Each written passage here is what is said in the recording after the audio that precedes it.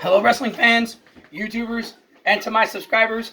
It is I, your host, Hollywood Eric 86, and I come to you with a Canvas Chaos breaking news segment that that I found out about an hour, 2.5 hours ago. This video will be uploaded later on this afternoon, so maybe a little later. Hopefully, it'll be more out there, but hoping to get this out and get a big news story. I just wanted to have a special shout out and thank you for all the views for my Brody Lee video that I did 2 months ago on his untimely death in the video that I did. I appreciate all the views, and I appreciate every single one of my subscribers and anyone who watches my videos, and to my live audience that's up here because they wanted to be witness to this for the first time. So bear with me. I have never had actual live audience before, so bear with me. But about an hour, 2.5 hours ago, the 2021, the second inductee into the class of the 2021 WWE Hall of Fame is by far, well, who I think is one of the most controversial figures in the history of professional wrestling. And ladies and gentlemen, when I say this name, I'm not lying. You don't got to adjust your sets. You can just let that sink in for a minute. But it's none other than Eazy-E, Eric Bischoff. That is right. You don't have to adjust your set. It is Eric Bischoff. A man who I don't personally respect as a wrestling fan. I hate his character. My nephews will tell you to this day that when he's on TV, I'm like, why is he on my television set? Because I remember when I was younger, when I was 9 years old, when he had Hogan turn heel and go to the NWO. And then all the years that he insulted Ric Flair and made the Horseman look retarded and look stupid. I thought he should have booked the Horseman better. But over the years, he has apologized for all of the things he's ever done, including apologizing to Ric Flair, and has made Vince McMahon, this is the most important one, change the way that he does wrestling on television. If it wasn't for Bischoff, wrestling fans, there would be no Attitude Era. Forget that stupid Vince Russo. He had nothing to do with it. He's an idiot and dumb. Even he admits it. And even Bischoff admits it. But I bet Russo would admit it to himself if he wasn't such in denial all the time. But that's a rant for another day, because I don't want to have no laughter for the first time. I have to do those alone because there'll be too much laughing if I did it with an audience. But anyway, that's a rant for another day, and another rant for another day. But I'm going to allude to is how Vince McMahon doesn't look at the history of WCW with gratitude. That's the opportunity for him to kick us while we're down and to kick us in the balls repeatedly about how he won the Monday Night War, instead of looking at the body of work that he has done to make him, Vince McMahon, better his television product. He can't look at Bischoff's body of work. Can't. But he finally got in the Hall of Fame, and to cut out the suspense, do I think he deserves it? Absolutely.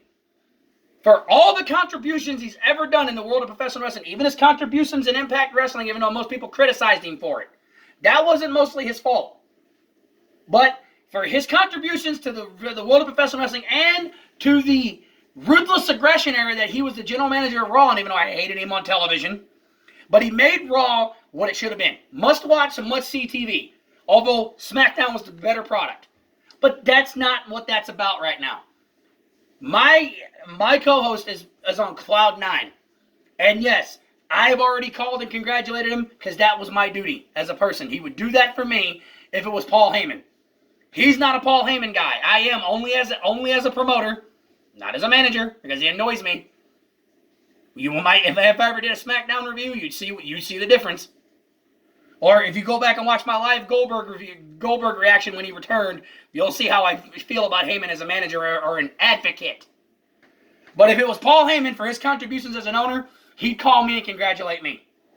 So I did the same thing, and I know he's on cloud 9. But Bischoff deserves it on a lot of aspects, because WCW had been on TBS for so long, because before there was AEW, there was Jim Crockett Promotions and WA.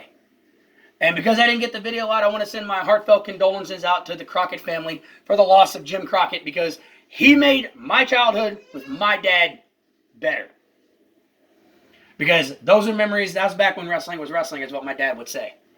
He hasn't watched wrestling since Vince McMahon. He's tormented him so bad he refuses to watch it. He's hated Vince that bad. But then let's fast forward to September 4th, 1995. on TNT, before there was AEW Wednesday Night Dynamite, there was WCW, is what my 7-year-old nephew would say. There's WCW Monday Nitro. They know Nitro because before the network ceases to exist, I showed him Nitro and what wrestling was and should be. He dared challenge Monday Night Raw. Yes, he did dare challenge Monday Night Raw, and he kicked down Vince McMahon's door and beat his ass for a year and a half. Beat him for a year and a half. Beat him for a year and a half. And when he beat him for a year and a half, Nitro reigned supreme. He was on top. I remember all, and gave us great moments in wrestling. Hogan turning heels won, even though, if you can tell by the way me not looking at it, I hate to this very day. Joining the NWO. Hate it. But then it gives me 1997 when Sting became the Crow. And his battles with the NWO when Sting returned and wanted Hogan. And how hard I had to work in school to get that Starrcade pay-per-view. Oh, those were the days. Oh, I wish we could have those back when people have to work hard just to see a pay-per-view or want to see it bad enough. Kind of like with AEW Revolution for other reasons. But I got to see that pay-per-view live as it happened when Sting dethroned Hogan because I wanted Hogan to get his ass beat. Then you move ahead to July 6th, 1998. Nitro had lost in the ratings for 11 weeks straight. And I watched this entire Nitro because that was the night that another hero of mine that I love, Goldberg, got the world title shot he deserved against Hogan. And he beat Hogan. And he beat Hogan on WCW Monday Nitro.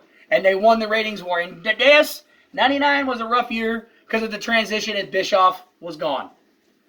And they brought in Russo.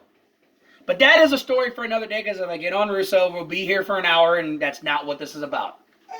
And then Bischoff returns to WCW, even though he joins the New Blood, even though I'm still against that. He should have been on the good side. It was his one chance to redeem himself. But he made it for however long him and Russo were together. It made for entertaining TV for the good old veterans and the new people that they thought were better to fight each other, except Jeff Jarrett, because Jeff Jarrett still sucks. And my 7-year-old nephew would agree. My 7-year-old nephew Sam would agree that Jeff Jarrett still sucks. But it's getting kind of hard because, it's just kind of emotional because this is another remnant of WCW that deserves to be in there. The one guy that nobody thought would be in there is finally going to be recognized by a company that doesn't want to recognize his accomplishments. Yes, he went to the WWE in July of 2002.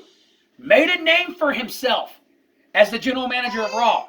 Fans still, I have a 1-year-old nephew and he kind of wants to talk, but I can't really not acknowledge him at the moment. But he made a name for himself in the WWE.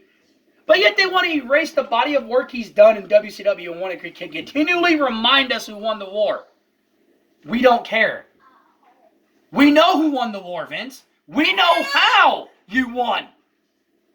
And we're going to have a Canvas Chaos one day to explain that and expose that. We know how you won. But it ain't about that. I digress. But I just want to say, Eric Bischoff, congratulations on your Hall of Fame induction.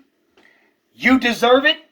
And I'm damn glad you got inducted and you get to go in the same time that the group that you created, the NWO, goes in. Although I feel you should go in with them because you created it, you were the mastermind, you were the brainchild behind that group. You deserve to be with them. 100% you deserve to be with them. But I'm going to wrap up this video. Congratulations again. You deserve to be in the Hall of Fame. And for the next segment, I am your host, Hollywood Eric 86, and for my co-host Cryptic, we will see you down the road. God bless. Take care. See you later. Goodbye.